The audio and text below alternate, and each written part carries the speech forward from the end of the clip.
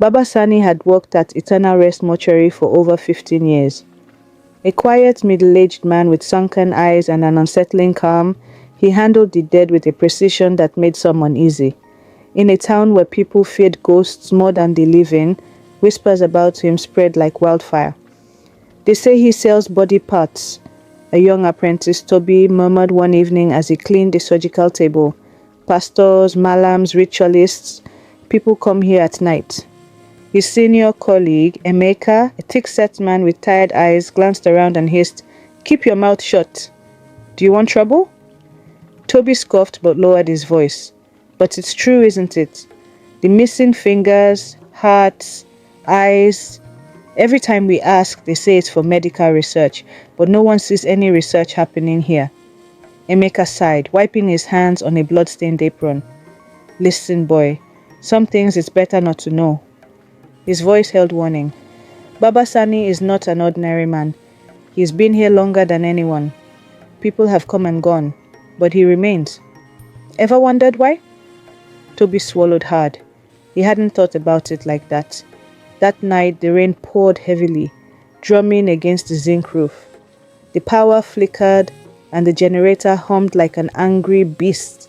Ikenna, a new employee, had been assigned to work late. He was uneasy. He had heard too many stories about the mortuary, and now left alone to clean, every shadow seemed to move. As he mopped the floor, a sound froze him in place. Knock. Software unsteady. From inside one of the metal drawers, his blood turned cold. His hands trembled as he gripped the mop handle like a weapon. Was it his imagination?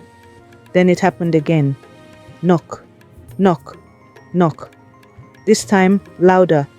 Ikenna's breath hitched. Every fiber in his body screamed at him to run, but morbid curiosity held him in place. He turned slowly, his heart pounding against his ribs. The drawer shook. His feet felt glued to the floor. Was it possible that someone had been mistakenly placed inside the morgue while still alive? Was this why bodies went missing? Had Baba Sanni buried someone alive before? Just as he took a shaky step forward, a voice spoke behind him. "You shouldn't be here this late." Ikenna spun around, his heart slamming against his chest. Baba Sanni stood in the doorway, his expression unreadable. The room suddenly felt colder, the air heavier. A long silence stretched between them. Then Baba Sanni smiled. "Some things are better left unseen." Ikenna swallowed hard, his throat dry as dust. Baba Sanni's smile didn't reach his eyes. The flickering light overhead cast eerie shadows across his sunken face. I thought I heard something," Ikenna stammered, gripping the mop tighter. He dared not mention the knocking. Baba Sanni took a slow step forward. "Sometimes the dead are restless, but that doesn't mean you should go looking for things that don't concern you." His voice was calm, almost gentle, but something about it made Ikenna's skin crawl. Ikenna forced a nod and turned back to his cleaning, his ears tuned to Baba Sanni's every movement. After a moment, he heard the older man's slow, deliberate footsteps fade away. He let out a shaky breath, his heart still hammering. The next morning, the entire mortuary buzzed with tension. A grieving family had come to retrieve the body of their loved one, only to discover the corpse was missing. "Where is my father's body?" a man shouted, his voice thick with rage. His sister sobbed beside him, clutching their mother, who was wailing uncontrollably.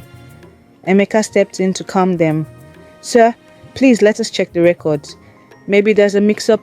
"Mix-up?" the man barked. "We identified his body 2 days ago, and now you're saying it's gone?"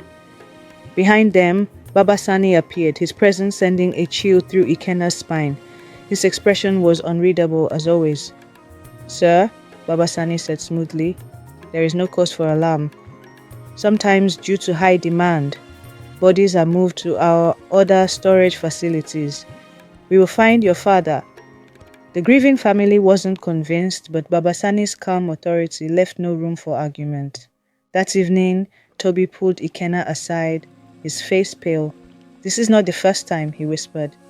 "Bodies have been disappearing for months. And you know what's worse? The families never get real answers." Ikenna felt a chill crawl up his spine. "What do you mean?" Toby glanced around as if afraid someone was listening. I mean, some of these bodies never turn up again, and the ones that do, he hesitated before lowering his voice further. They're missing parts. Ikenna's stomach twisted. He recalled the rumors, stories of pastors and ritualists buying body parts. At first, he thought it was just superstition, but now, later that night, unable to shake his unease, Ikenna made a decision. He would stay late and watch. If bodies were really disappearing, he would find out how. Ikenna wiped the sweat off his brow, his nerves on edge. The mortuary was eerily silent except for the occasional drip of water from a leaking pipe. The fluorescent lights flickered, casting long, unsettling shadows on the walls. Tonight he would get answers. He had waited until everyone had left, pretending to lock up before sneaking back inside. The thought of Baba Sanni still made his skin crawl, but curiosity and fear pushed him forward. Moving carefully, Ikenna tiptoed past the storage area, his heart pounding. The room where bodies were kept had always given him chills, but tonight it felt different. Something was wrong. He noticed a faint light coming from under one of the metal doors, the one labeled private, staff only. His hands trembled as he reached for the knob. It was locked. His instinct screamed at him to turn back, but his mind burned with questions. What was Baba Sanni hiding? Why were bodies disappearing? Then he heard it. A low, muffled groan. His breath hitched. His mind raced. That was a human sound. But how? This was a mortuary? Everyone here was supposed to be dead. A sudden noise behind him made him spin around. Toby stood there, eyes wide with terror. "Ikenna, what are you doing?" he whispered harshly. "You hear that?" Ikenna hissed back. Toby shook his head rapidly. "Bro, listen to me. You don't want to know. Just leave. Forget it. Act like you never saw anything." Ikenna stared at him. "How long have you known?" Toby's throat bobbed as he swallowed. "Long enough to know that if you ask too many questions, you disappear just like those bodies." A chill ran down Ikenna's spine. "That's why you should leave." Toby continued, his voice urgent. "Right now." Ikenna clenched his fists. "I can't." Toby exhaled shakily and glanced around before pulling out a bunch of keys from his pocket. He hesitated for a long moment, then handed them over. "I never gave you these," he whispered, "and if Baba Sanni asks, I know nothing." Ikenna took the keys, his hands shaking. Toby turned and hurried off, leaving Ikenna alone with the private door. His breath came in shallow gasps as he inserted the key and turned it. The lock clicked open. Slowly, carefully, he pushed the door. The room inside was dark, cold, smelled of blood and chemicals. Then he saw it. A metal table stood in the center, stained dark. Surgical tools were scattered nearby, some still covered in something thick and red. But that wasn't the worst part. On a slab at the far end of the room, a corpse lay with its chest open, organs missing. Ikenna choked back a gasp. His body turned cold with terror as he heard a slow, deliberate clap behind him. "Curiosity," a deep voice said, "is a very dangerous thing, my boy." Ikenna turned around and locked eyes with Baba Sanni. Ikenna felt his entire body freeze. Baba Sanni stood in the doorway, blocking his escape. The old mortician's face was unreadable, his deep-set eyes locked onto Ikenna like a predator studying its prey. The dim light flickered above them, casting eerie shadows on the blood-stained floor. "Curiosity," Baba Sanni repeated, stepping forward, "is a dangerous thing, my boy." Ikenna's mouth was dry, his heartbeat hammering in his ears. He wanted to run, to scream, but his legs refused to move. His eyes flickered to the body on the table, chest open, organs missing. Baba Sanni followed his gaze and smiled. It was not a kind smile. "You shouldn't have come here," he said, his voice calm, almost gentle. Ikenna swallowed hard. What are you doing?"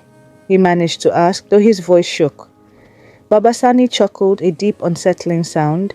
He moved closer, his steps slow and deliberate. "You've worked here long enough, Ikenna. You've heard the rumors. You tell me, what do you think I used the body parts for?" Ikenna's stomach twisted. He had heard the whispers, The stories of pastors, malams and ritualists buying human body parts for power, wealth and influence. He had always dismissed them as exaggerated village gossip, but now standing in this room with a body missing its insides, the truth was undeniable. You sell them, Ikenna whispered. Baba Sanni sighed, shaking his head. Sell? Such an ugly word. I provide a service that many important people are willing to pay for. Ikenna's skin crawled. They're dead, he muttered. Why do they need the parts? Baba Sanni's eyes darkened. Why do the living need money, need power, need protection? He tilted his head. These things don't come for free, Ikenna. And the dead, well, they don't complain, do they? Ikenna felt sick. His mind screamed at him to run, but Baba Sanni took another step forward, his gaze sharpening. You're a smart boy, Ikenna, he said. You could be useful. You could make money. Real money. More than what this useless job pays you. Ikenna's breath hitched. You're asking me to help you? Baba Sanni smiled again. Help? No. I'm offering you an opportunity. A chance to be part of something bigger. You think politicians, pastors and spiritual leaders get to the top by prayer alone? He chuckled. No, my boy. There are sacrifices to be made. Ikenna's hands clenched into fists. His mind raced with 1,000 thoughts. If he refused, what would happen? Would Baba Sanni let him walk away? And if he accepted, could he live with himself? The silence stretched between them. Baba Sanni finally sighed. I'll give you time to think, he said, stepping back. But not too long. I don't like loose ends. Ikenna felt a threat behind those words. Then Baba Sanni turned and walked away, leaving Ikenna standing alone in the forbidden room, staring at the lifeless body that held the darkest secret of all. Ikenna barely slept that night. His mind was a battlefield, torn between fear and temptation. The money Baba Sanni promised was more than he had ever dreamed of. He had seen people struggle, work tirelessly for years, and still end up with nothing. But at what cost? Morning came too soon. The mortuary was quiet, the air thick with the familiar scent of chemicals and something darker, the weight of the dead. Ikenna moved through the halls like a ghost, his thoughts heavy. Baba Sanni had given him a choice, and choices had consequences. As he entered the preparation room, he saw Baba Sanni standing by a fresh body, a young man, no older than 25, his face frozen in an expression of shock. Last night, Baba Sanni said without looking up, a politician's son ran his car into a ditch, died instantly. His father needs something from him. Ikenna swallowed hard. What does he need? Baba Sanni smiled. His heart. Ikenna felt a wave of nausea rise in his throat. His own father? The old mortician sighed, wiping his hands on a blood-stained cloth. Power is expensive, Ikenna. Those who want it must be willing to give something in return. This man has money, but he needs more. Influence, longevity, protection. And for that he must sacrifice. Ikenna clenched his fists. His entire body was tense. You said you wanted to escape poverty, Baba Sanni continued. Here is your chance. All you have to do is help. Ikenna's heart pounded. His hands trembled. This was the moment that would decide the rest of his life. He could take the money, close his eyes to the horror and never struggle again. Or he could walk away. But would Baba Sanni let him? Ikenna took a deep breath. I need time, he said. Baba Sanni chuckled. Time is a luxury, my boy. You either step in or step out. Ikenna's mind raced. He had to be smart. He couldn't just refuse, not outright. Baba Sanni was too powerful, too connected. He had to play along. For now. Slowly he nodded. All right, he said, voice steady. I'll help. Baba Sanni grinned. Good. I knew you'd make the right choice. But Ikenna wasn't planning to stay. That night, under the cover of darkness, he ran. He left everything behind. His job, his apartment, his past. He disappeared into a city where Baba Sanni's reach wouldn't find him. Or so he thought. Days turned into weeks. Ikenna started over, working small jobs, trying to forget. but the nightmares followed him. The dead never stay silent. And then one evening, as he walked home from work, his phone buzzed. A message from an unknown number. "You can't run forever, Ikenna." His blood ran cold. In the distance, under the glow of a street lamp, a familiar figure watched him from the shadows. Baba Sanni was never far behind. This story teaches that greed and the pursuit of wealth through evil means always lead to destruction, as seen in Ikenna's downfall. It warns that no secret remains hidden forever and that justice, whether through karma or supernatural forces, is inevitable. The tale also highlights the reality of the spiritual world and the dangers of tampering with forces beyond human understanding. It reminds us to question unexplained wealth, as not all riches come from honest labor, and to be mindful that fear and superstition can drive people to their own doom. Ultimately, it reinforces that evil has consequences and no one truly escapes their wrongdoings. Thanks for watching. If you love this story, please hit on the subscribe button to be part of this family. Press the notification bell so you don't miss a thing. Like the video and share. You can share your thoughts in the comment section. See you soon.